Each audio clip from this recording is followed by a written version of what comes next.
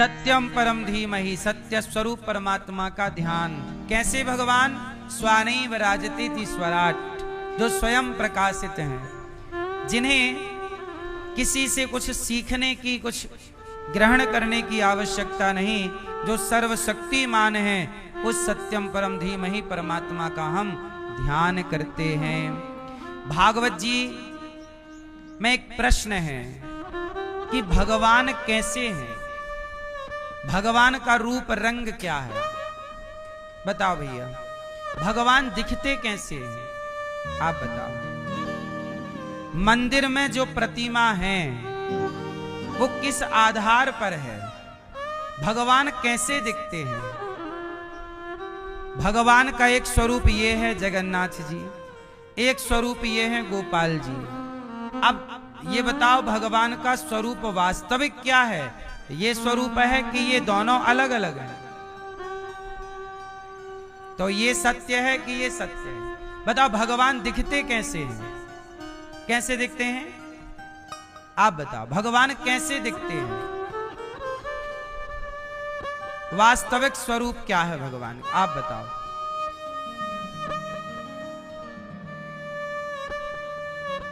मूर्ति किसने बनाई?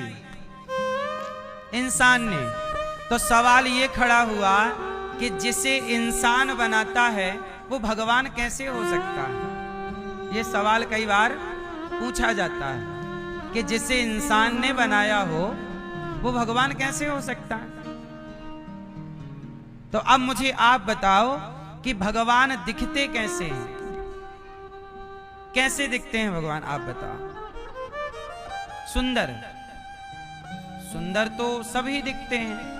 गाय भी सुंदर है, बछड़ा भी सुंदर है, तोता भी सुंदर है, पेड़ भी बहुत सुंदर है, नदी भी बहुत सुंदर दिखती है, समुद्र बहुत सुंदर है, पहाड़ बहुत सुंदर दिखते हैं, हरियाली बहुत सुंदर है। सुंदर है ये तो बहुत अच्छी परिभाषा नहीं हुई, ये तो है ही, प्रकृति तो सुंदर है, आप भी बहुत सुंदर हैं, तो ये परफेक्ट परिभाषा नहीं हुई। भगवान कैसे दिखते हैं? हाँ, कैसे दिखते हैं जरा एक्सप्लेन करो, बताओ कैसे दिखते हैं?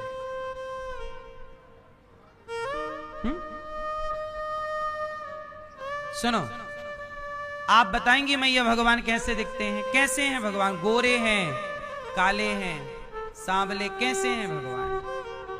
हैं? कैसे हैं बेटा? कैसे हैं भगवान? आओ इस प्रश्न का उत्तर आपको देता हूं। भगवान कैसे हैं ये सवाल वेदों से पूछा गया कि हे वेद भगवान, क्योंकि सनातन का प्रमाण तो वेद है। सनातन का प्रमाण कौन है? वेद।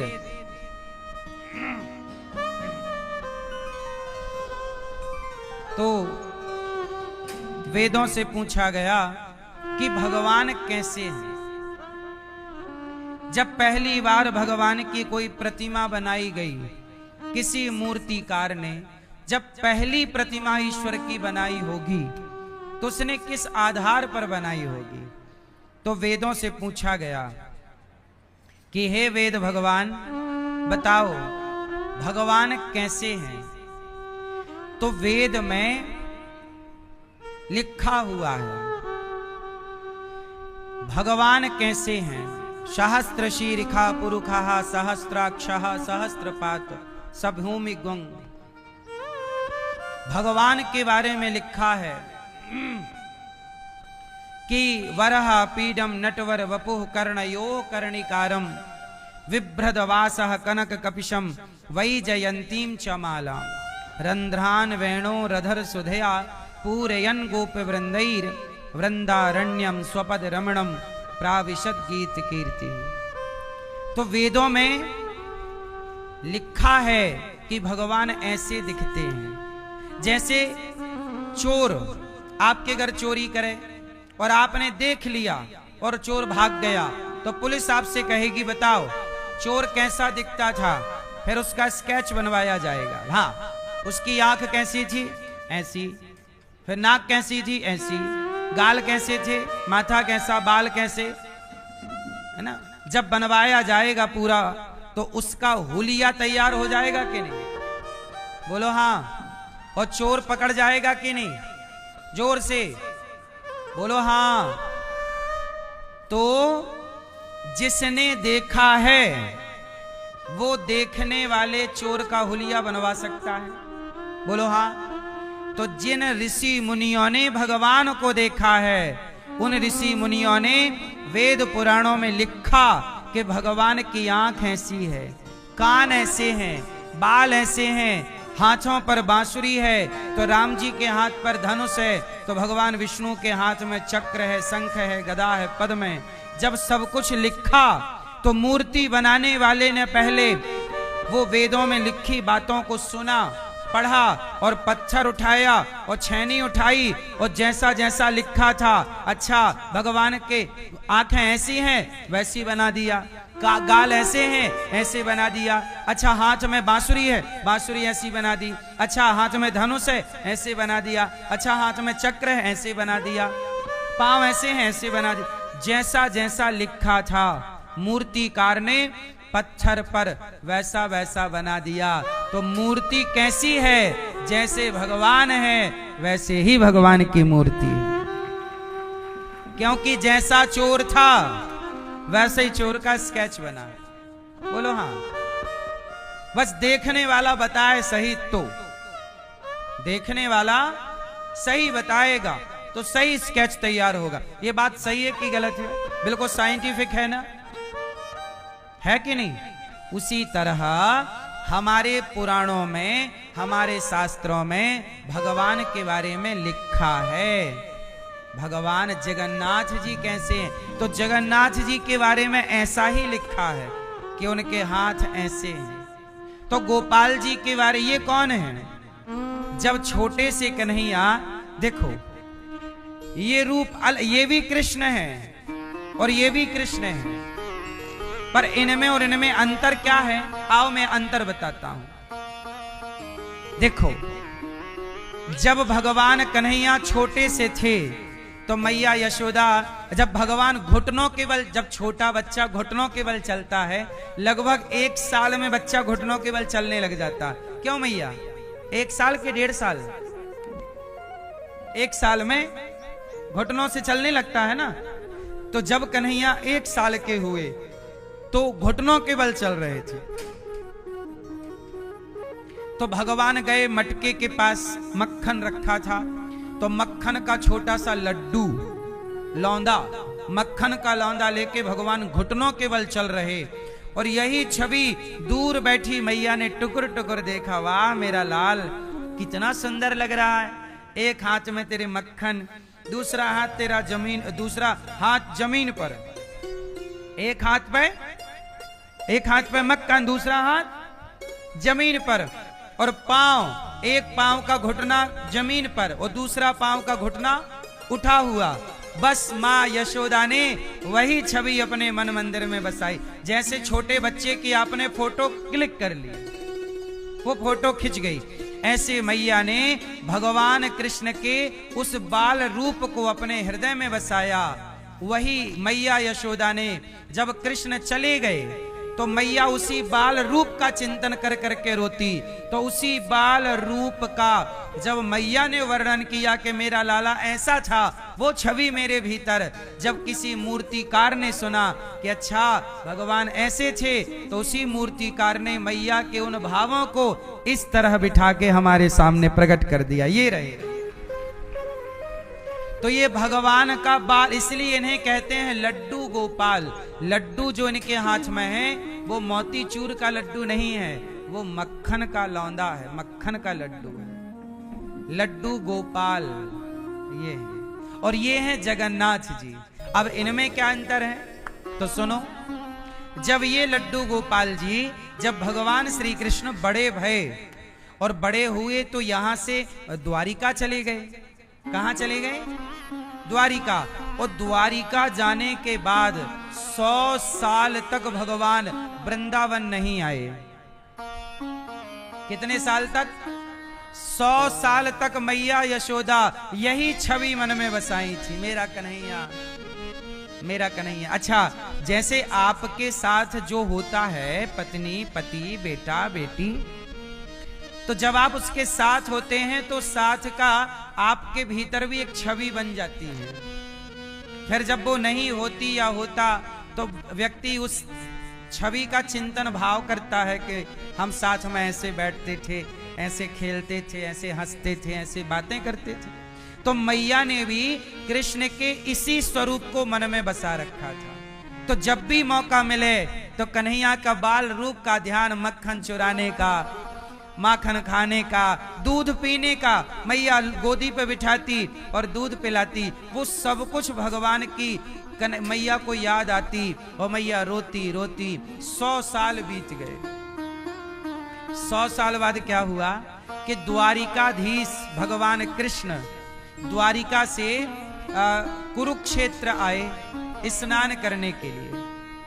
तो जब कुरुक्षेत्र गए तो संयोग से माता यशोदा भी कुरुक्षेत्र गई थी, गोपियां भी कुरुक्षेत्र गईं। तो 100 साल के बाद भगवान कृष्ण की मुलाकात मैया यशोदा से कहां हुई? कुरुक्षेत्र में, गोपियों से। फिर वहां से वापसी में भगवान वृंदावन आए 100 सालों के बाद। और जब यहां आए तो मैया को तो कन्हैया मिल गए। अब तो बार बार कन्हैया को गले लगाए, बार बार गालों को चूमे, बार बार गोद में बिठाए। अब तो कन्हैया बड़े हो गए ना, पहले तो छोटा कन्हैया था, दूध पीने वाला। छोटा बच्चा तो बच्चा है, गोद में बिठाओ, लाड़ करो। अब तो कन्हैया, अब तो गोद भी नहीं ले सकते ना, बड़े बच्चे को कौन गोद ले सकता है। पर मैया अपनी गोद में बिठाती और गालों को चूमती। अच्छा, भगवान कृष्ण की 16,108 पत्नियां भी वृंदावन आई। तो सारी पत्नियों ने मैया यशोदा से कहा कि मैया ये बताओ कि गोपियां भगवान प्रभु के जाने के बाद वृंदावन से गोपियां कैसे रहीं, आपकी हालत कैसी रही? मैया बोली मैं तो कुछ बता नहीं सकती। रोहिणी माँ, रोहिणी मतलब बलराम जी की माँ, बलराम जी की माँ रोहिणी से पूछा, तब रोहिणी जी ने कहा मैं बताती हूँ। तो ऐसे ही एक बहुत बड़ा एक स्थान था और यहाँ पर मैया रोहिणी बैठ गईं और 16,108 पत्नियां भगवान की बैठी हैं और गोपियां बैठी हैं। और भगवान के जाने के बाद गोपियों की, मैया की हालत क्या थी, जब रोहिणी माँ ने वो बताना स्टार्ट किया तो सबकी आंखों में आंसू आ गए कि कृष्ण के जाने के बाद गोपियां तड़प रही हैं, हा कृष्ण कृष्ण कह के मूर्छित पड़ी हैं। किसी के घर भोजन नहीं बना, किसी के घर दीपक नहीं जला, किसी के घर कोई उत्सव नहीं हुआ। जब कन्हैया आएंगे तब सब कुछ होगा। कन्हैया के बिना सब नीरस था, अधूरा। जब ये सारी बातें अच्छा सब सुन रहे थे कि तभी कृष्ण और बलराम भी द्वार पर आकर ये सारी कथा सुनने लगे। और साथ में सुभद्रा, सुभद्रा कौन? भगवान कृष्ण की बहन। तो सुभद्रा जी, बलराम जी और भगवान कृष्ण ये तीनों कथा सुन रहे थे माता रोहिणी के मुख से। और कथा सुनने में ऐसा हुआ कि भगवान ने जब ये सुना कि मेरे बिना गोपियां तड़प रही हैं, रो रही हैं, तो भगवान भी रोने लग गए।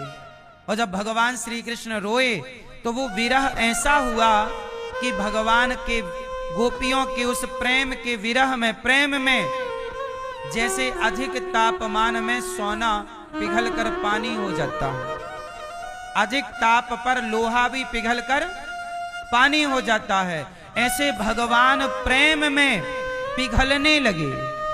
और जब श्री कृष्ण प्रेम में पिघले तो भगवान कृष्ण के हाथ पिघलने लग गए। ये हाथ पिघल गए, रोते रोते आंखें पिघलने लगी, पांव पिघलने लगे।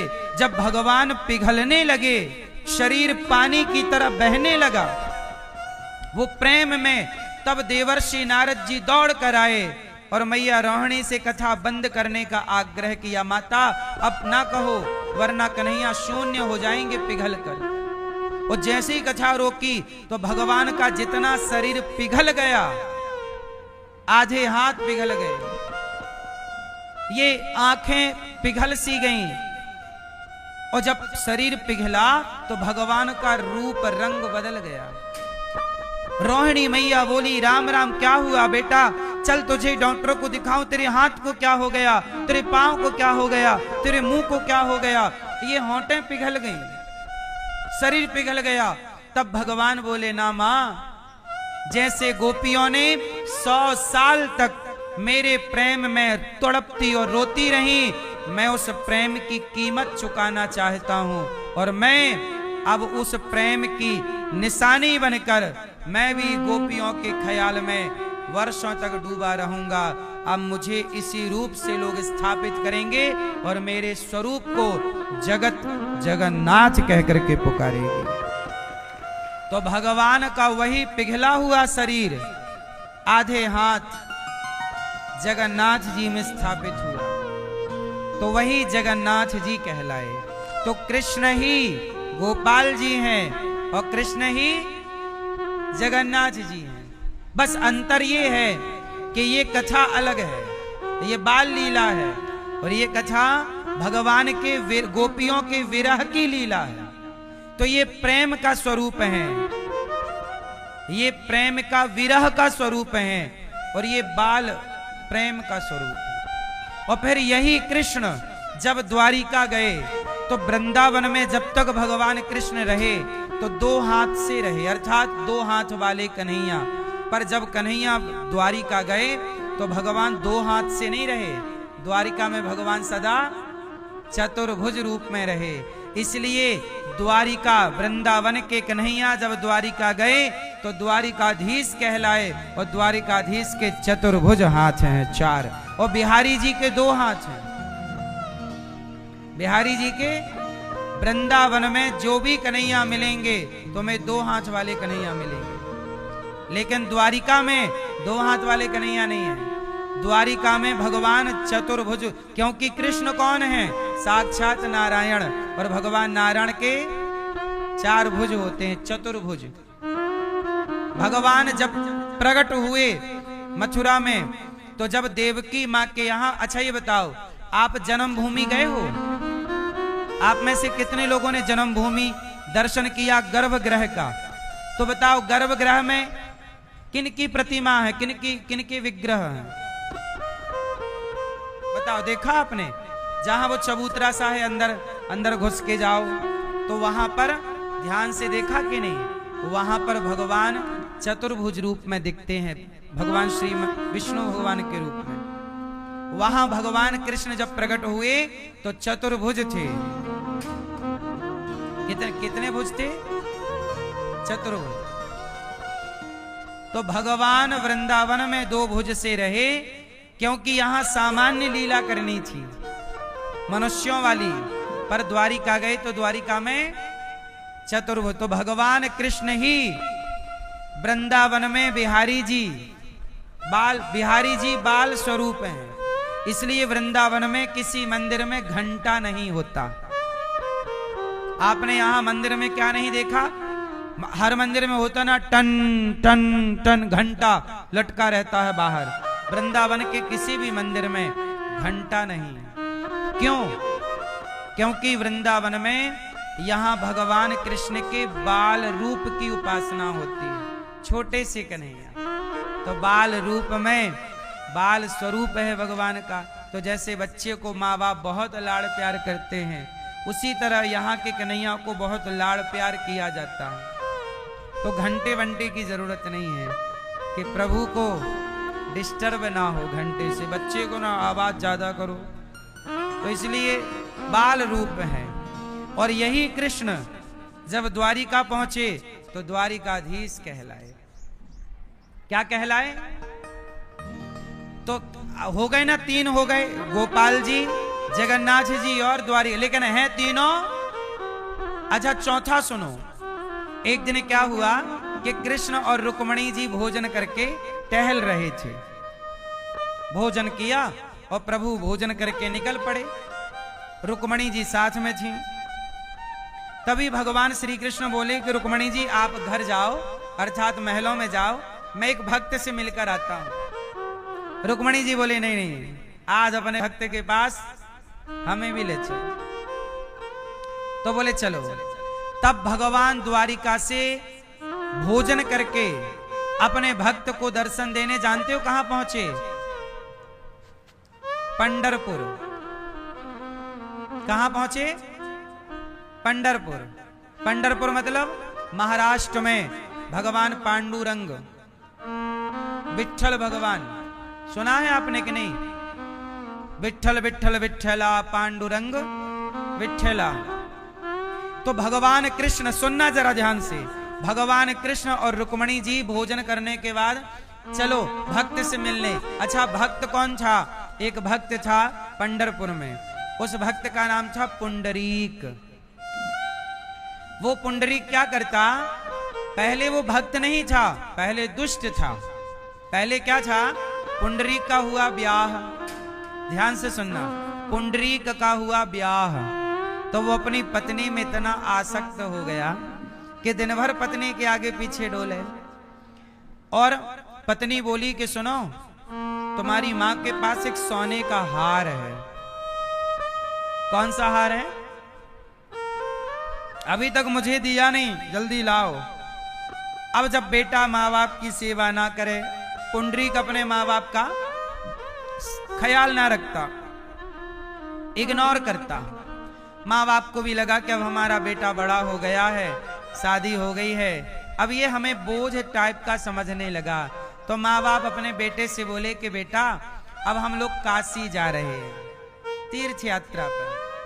तो पंढरपुर महाराष्ट्र से उनके माता पिता चले काशी की यात्रा में। उस जमाने में बैलगाड़ी हुआ करती थी, तो चलती यात्रा लोग, और भी लोग चले तो वो भी चले। तो बूढ़े माँ बाप जब चले तो पत्नी ने कहा कि तुम्हारी माँ अपने झोले में सोने का हार भर के जा रही है, हमें तो दिया नहीं, शादी में तो पहनी थी, मिला नहीं। तो पत्नी ने अपने पति से कहा, मतलब पुंडरीक से कहा कि जाओ तुम अपनी माँ का हार चुरा के ले आना, फिर माँ बाप को मरने देना। वो मरे मरे, हमें क्या दिक्कत, अपने को हार मिलना चाहिए सोने का।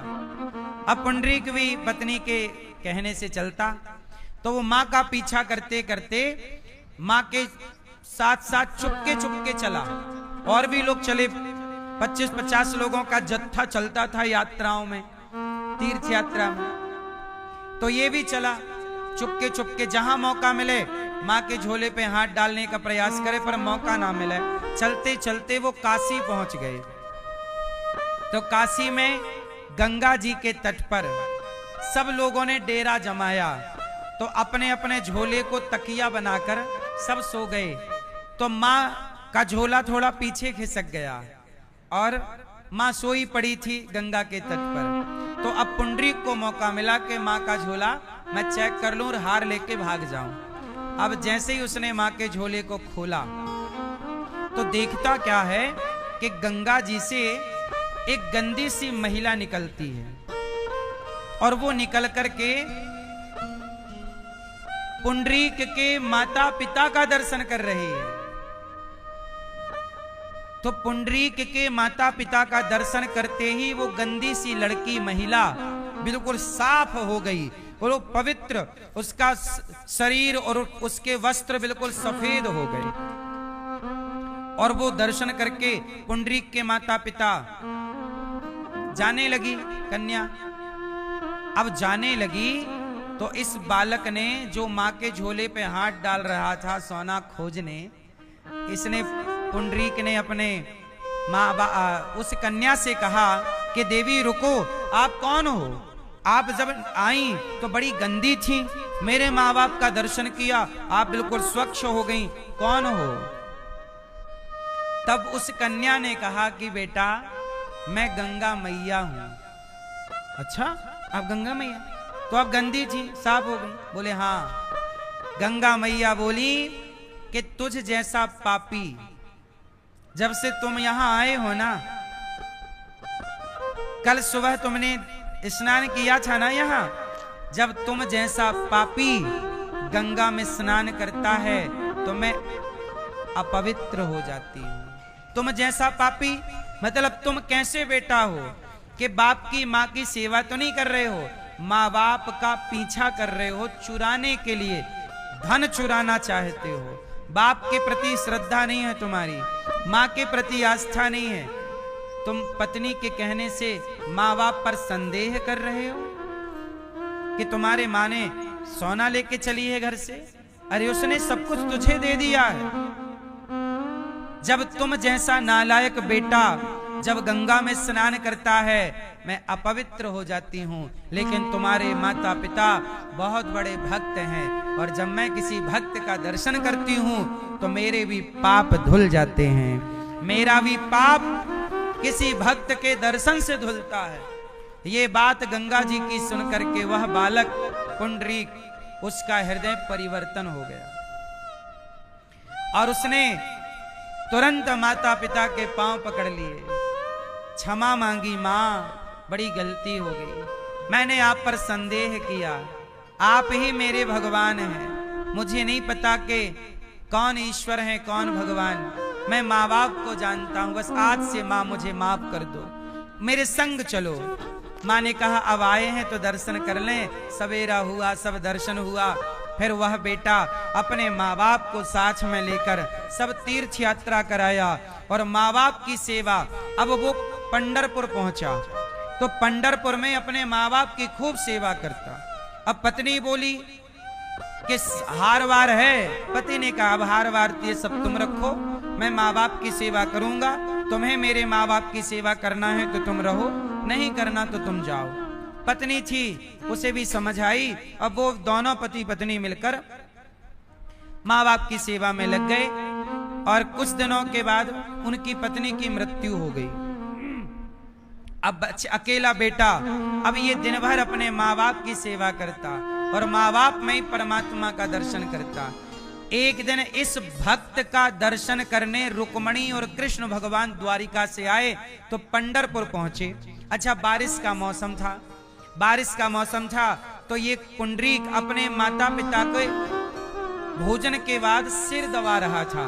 तो एक गोद में मतलब एक जांघ पर पिता का सिर था और दूसरी जांघ पर माँ का सिर। एक तरफ ऐसे माँ सोई थी, ऐसे पिता सोया था। तो दोनों माँ बाप का सिर पुंडरीक के कहाँ था? गोद में। तो ये दोनों का सिर दबा रहा था अपने हाथ से।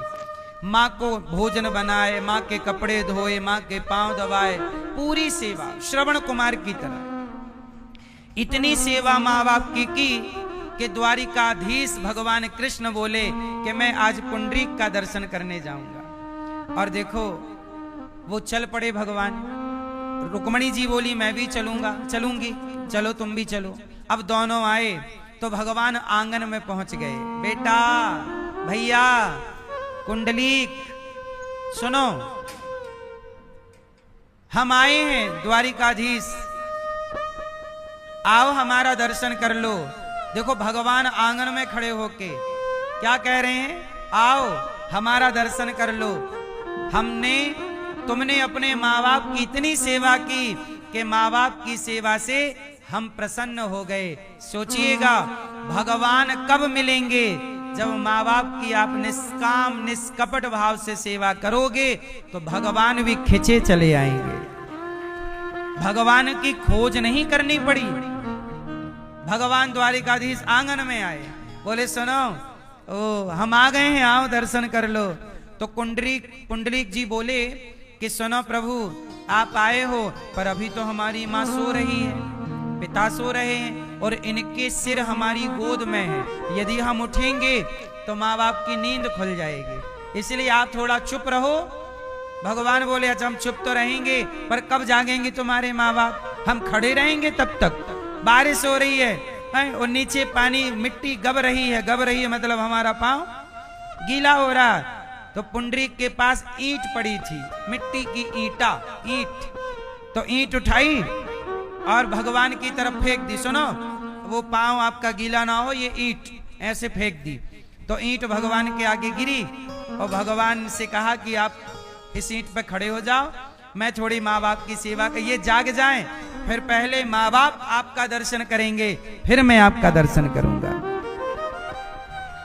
अब भगवान कमर में हाथ रख के खड़े हैं।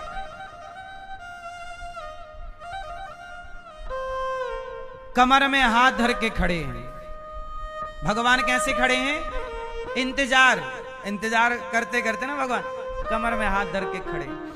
अब कमर में हाथ, भगवान बोले जल्दी आओ, तो भगवान से पुंडरीक जी बोले ऐसा है प्रभु, अभी थोड़ा टाइम लगेगा, यदि आप किसी और के घर जाके दर्शन देना चाहो तब तक अपना निपटा आओ और भक्तों को, आप यहां बाद में आ जाना। अरे तुम जानते नहीं भगवान हूं। भगवान पुंडरीक जी बोले प्रभु मैं जानता हूं कि आप यहां से कहीं जा नहीं सकते, क्योंकि आप भी सेवा के वश में होते हैं।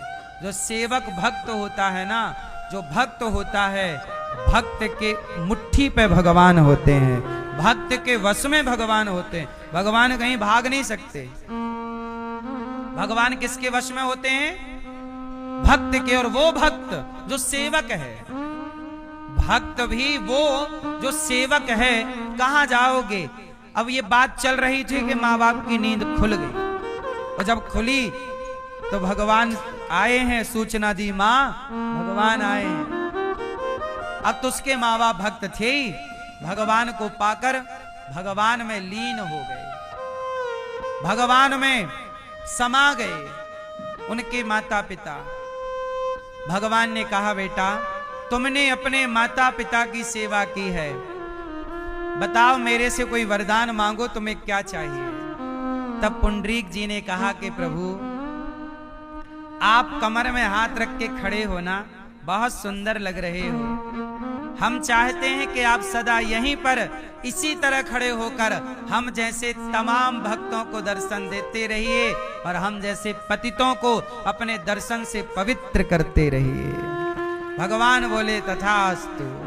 तो भगवान कृष्ण द्वारिकाधीश उस भक्त के कहने पर के ठीक है, अब मैं तुम्हारे कहने से यहां रहूंगा, और जब भी लोग मेरा दर्शन करने आएंगे तो तुम्हारे बारे में जब सुनेंगे तो उनके मन में भी माता पिता के प्रति श्रद्धा जागेगी। तो उस पुंडरीक नाम के भक्त पर कृपा करने के लिए आज भी भगवान विट्ठलनाथ जी, तो कृष्ण को महाराष्ट्र में विट्ठल जी के नाम से जाना गया। उन्होंने क्या नाम दिया?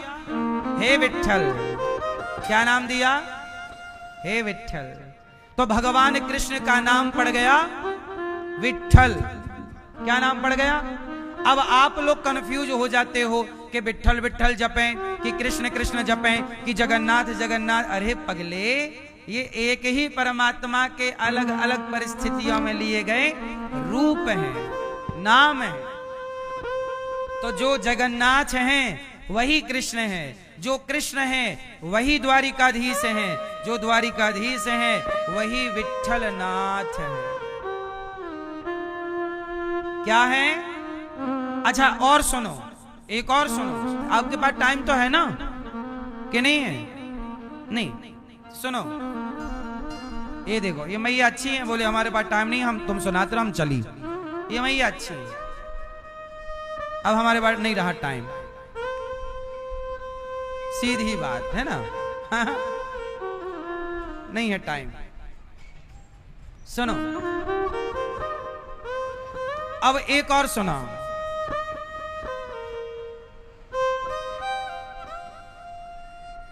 जब भगवान कृष्ण से रुक्मणी जी ने पत्र लिखा, ध्यान से सुनना, रुक्मणी जी ने क्या लिखा?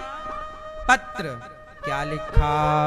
श्रुत्वा गुणान् भुवन सुंदर शृण्वतां ते निर्विश्य कर्ण विविरैर्हरितोऽङ्गितापं रूपं दृशां दृशिमतामखिलार्थलाभं त्वय्यच्युता विशति चित्रमपत्रिपं मे।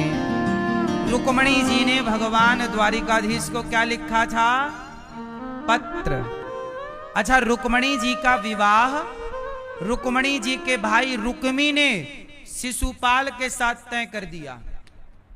शिशुपाल कौन था? भगवान कृष्ण की बुआ का लड़का। और ये शिशुपाल वो था जो भगवान को रोज पानी पी पी के 100 गालियां देता था।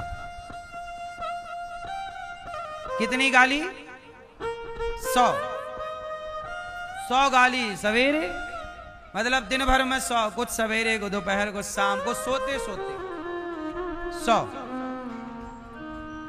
अब हुआ क्या कि रुक्मणी जी का विवाह लग गया शिशुपाल से, तैयारियां चलने लगी। पर रुक्मणी जी तो प्रेम भगवान से करती हैं। श्रुत्वा, हे प्रभु मैंने आपको देखा नहीं है, आपके बारे में सुना है, आप मेरा हरण करके ले चलिए, वर्ण भाग गीदड़ ना ले जाए आप। तो रुक्मणी जी ने भगवान से कहा कि आप आओ। अच्छा, एक पंडित जी को पठाया। पंडित जी गए भगवान को, प्रभु आपका पत्र आया है, पढ़ो। भगवान बोले पंडित जी आप ही सुनाओ पढ़ के। भगवान पंडित जी बोले ये लव लेटर है, हमको क्या पढ़ा रहे हो आप ही पढ़ लो। भगवान बोले ऐसा कुछ नहीं है, आप पढ़ के सुनाओ। पंडित जी ने सुनाया। कहा प्रभु आप पूजा करने आएंगी वो मंदिर में, आप जल्दी से वहां से हरण कर लेना। अब प्लान, दारुक को सारथी बनाया भगवान कृष्ण के सारथी का नाम था दारुक। वायु के वेग से रथ चलता था भगवान कृष्ण का। जो आज की टेक्नोलॉजी है ना, इस टेक्नोलॉजी से और एडवांस टेक्नोलॉजी थी। भगवान का रथ वायु के वेग से चलता, मतलब आज एरोप्लेन भी इतनी तेज नहीं चलती, हवाई जहाज भी इतनी तेज नहीं चलती जितना भगवान का रथ चलता था। लेकिन आज के साइंस को जब ये बात कही जाए तो सनातन धर्म की बातें आज के लोग बिलीव नहीं करते, ये बड़ा दुर्भाग्य है ना। आजकल सनातनी अपने सनातन संस्कृति को, अपने धर्म को, अपने वेद पुराणों को महत्व नहीं देता, जबकि जापान का व्यक्ति अपनी जापान की अपनी संस्कृति को महत्व देता है। चाइना का व्यक्ति अपने चाइना की पुरानी प्राचीन सभ्यता और संस्कृति को महत्व देता है। एक भारतीय है जो अपनी संस्कृति से प्यार नहीं कर पाते,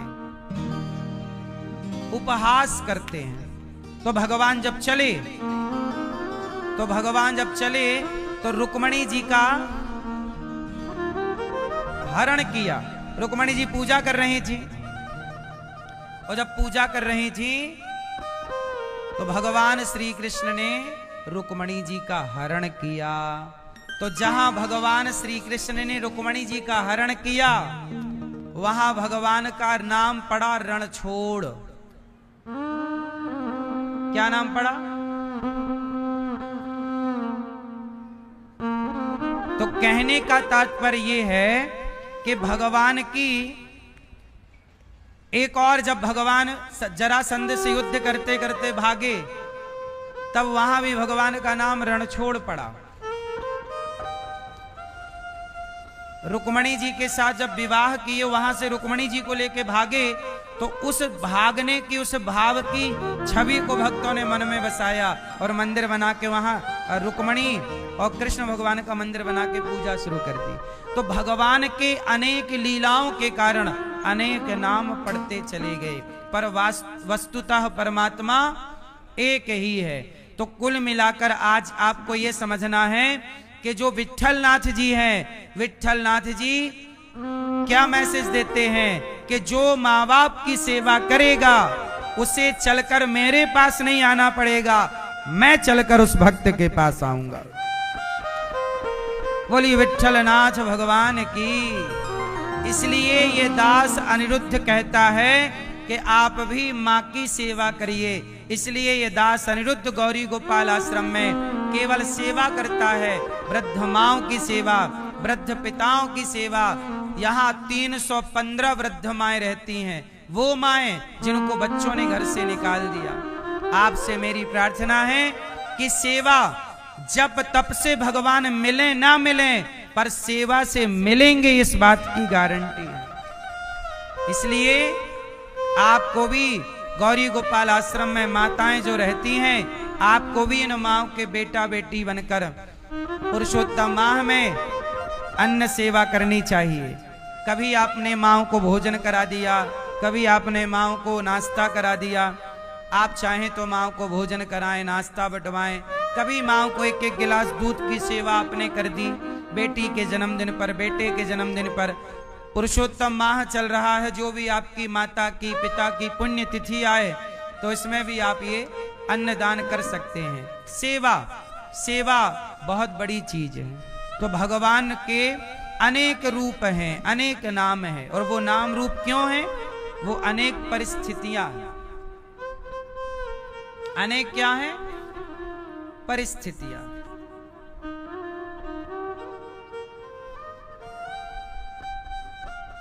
तो भगवान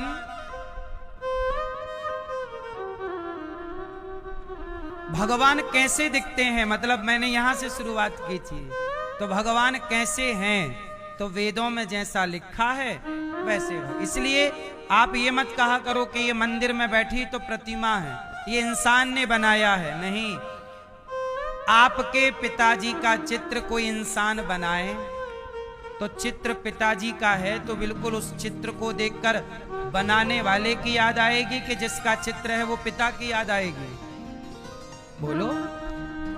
हाँ, पिता की। माँ का चित्र है तो माँ की याद आएगी, बेटे का चित्र है तो। ऐसे ही भगवान के मंदिर में, जो मंदिर में विराजमान प्रतिमा है वो भगवान ही हैं। कलयुग में इन्हें कहते हैं अर्चावतार। कौन सा अवतार? अर्चावतार। ये भगवान की प्रतिमा इसी रूप में भगवान है।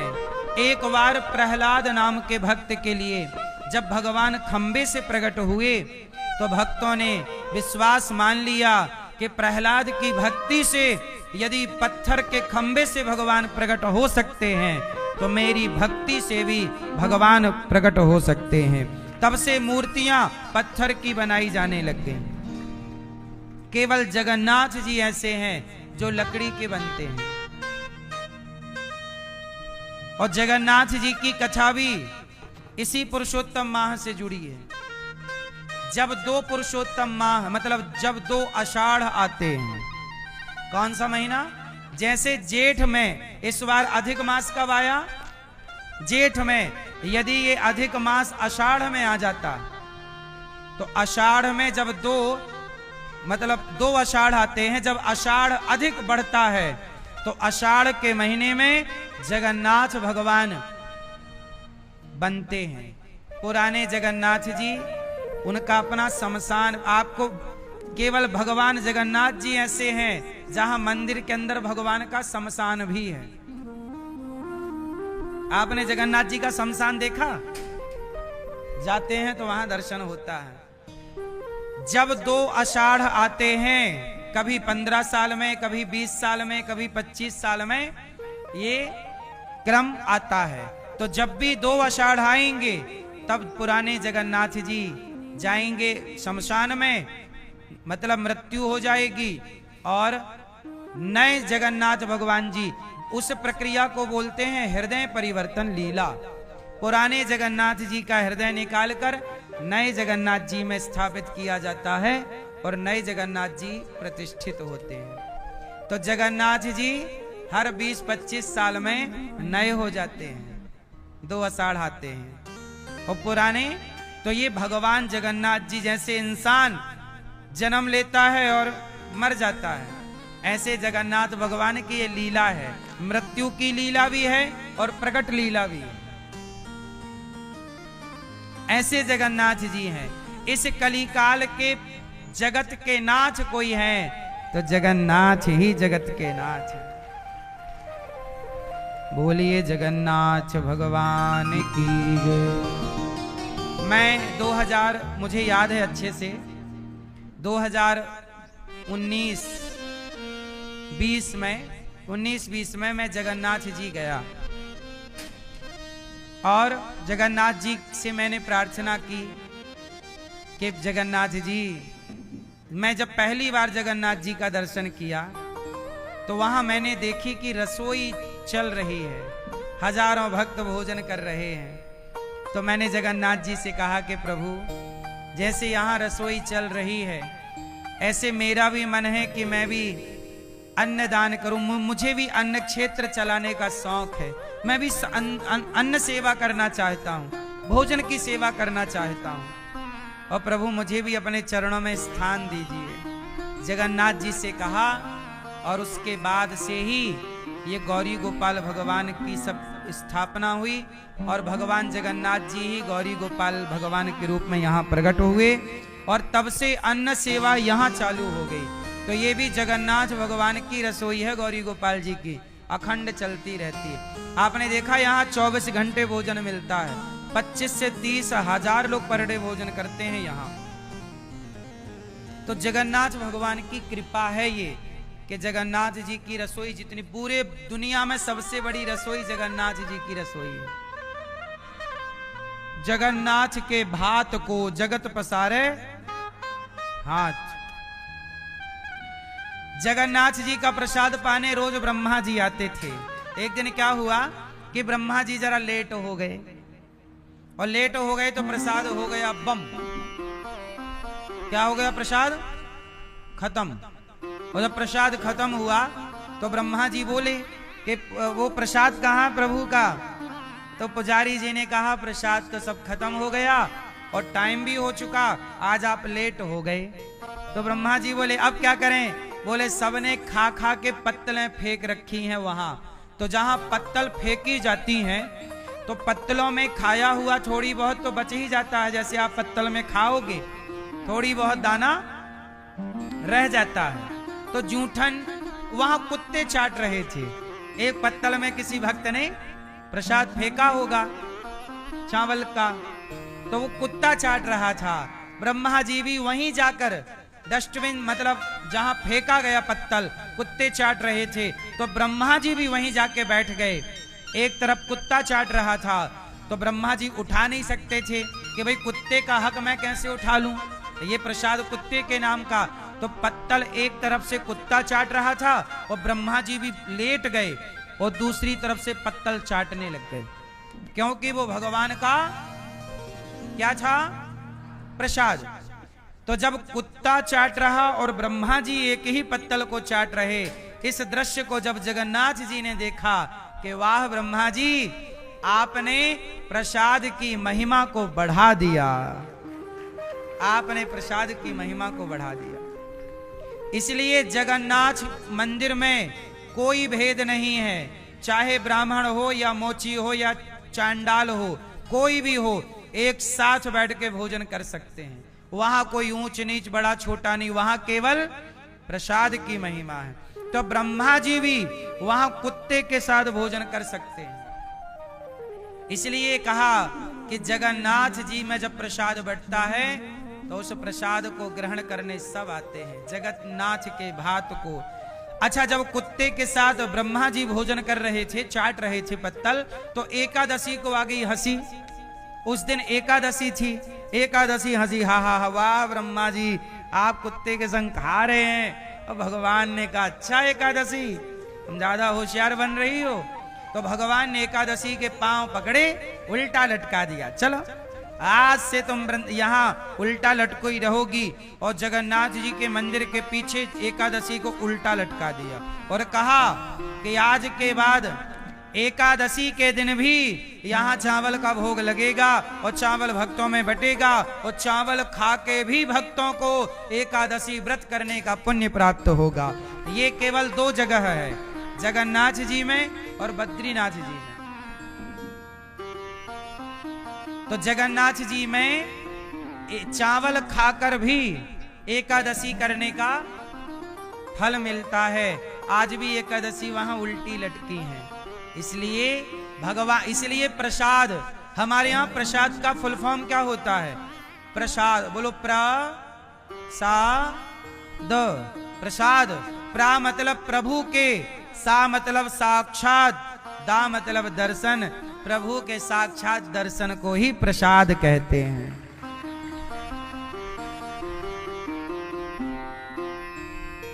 प्रसाद की बड़ी महिमा है सनातन में।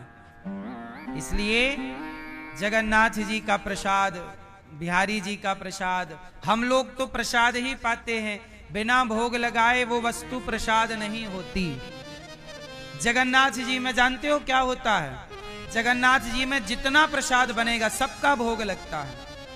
ये दास अनिरुद्ध, हम लोग जितना भी बनाते हैं ना, सबका भोग भगवान को लगाते हैं। जितना चावल बनेगा सबका लगेगा।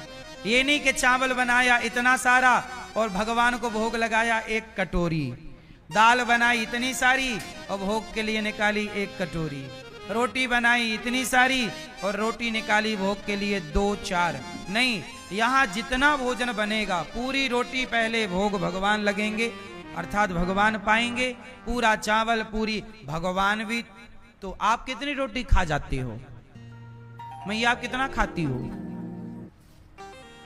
हैं? 1 टट्ठ चावल हैं? रोटी 5। सोचो आप लोग इतना खाते हो जबकि आप इतना कम काम करते हो। हमारे भगवान इतना काम करते हैं। हमारे भगवान की खुराक अच्छी है, इसलिए जितना बनाओ पहले सब भगवान को रखो, तुलसी डालो, भगवान को भोग लगाओ, फिर वो बचा प्रसाद हम और आप ग्रहण